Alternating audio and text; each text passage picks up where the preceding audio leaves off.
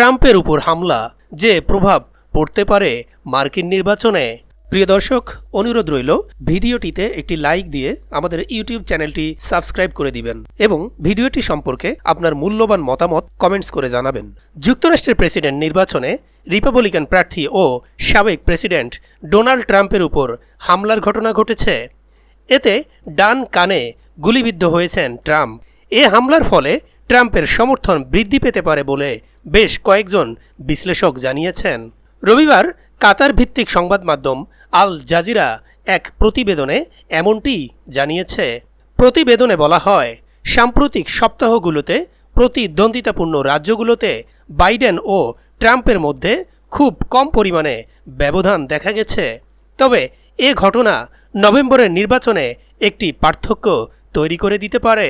জরিপে দেখা গেছে, গত মাসে বাইডেনের দুর্বল বিতর্কের পারফরমেন্সে ট্রাম্পও কিছুটা উচ্ছ্বসিত, যদিও ভোটারদের মধ্যে ফলাফল তুলনামূলকভাবে কোনো পরিবর্তন হয়নি।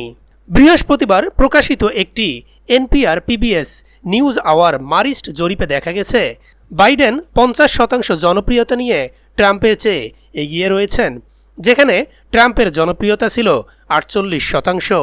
এদিকে ট্রাম্পের উপর হামলার পর এখন আর কোনো হুমকি নেই বলে জানিয়েছেন পেনসিলভানিয়া রাজ্য পুলিশের শীর্ষ এক কর্মকর্তা। জানা গেছে, পেনসিলভানিয়ার বাটলারে ডোনাল্ড ট্রাম্প এক সমাবেশে বক্তব্য দিচ্ছিলেন। বক্তব্য শুরুর 5 মিনিট পর গুলির শব্দ শোনা যায়। কয়েক সেকেন্ডের মধ্যেই সিক্রেট সার্ভিস সদস্যরা ট্রাম্পকে ঘিরে ফেলেন। এ সময় তার কানে ও মুখের এক পাশে রক্ত দেখা গেছে। মঞ্চ থেকে নামিয়ে গাড়িতে উঠানোর সময় তাকে মুষ্টিবদ্ধ হাত আকাশের দিকে তুলতে দেখা যায়। সিক্রেট সার্ভিস মুখপাত্র অ্যান্থনি গুগলিয়েলমি বলেছেন, সাবেক প্রেসিডেন্ট নিরাপদ এবং ঘটনাটি সিক্রেট সার্ভিস তদন্ত করছে।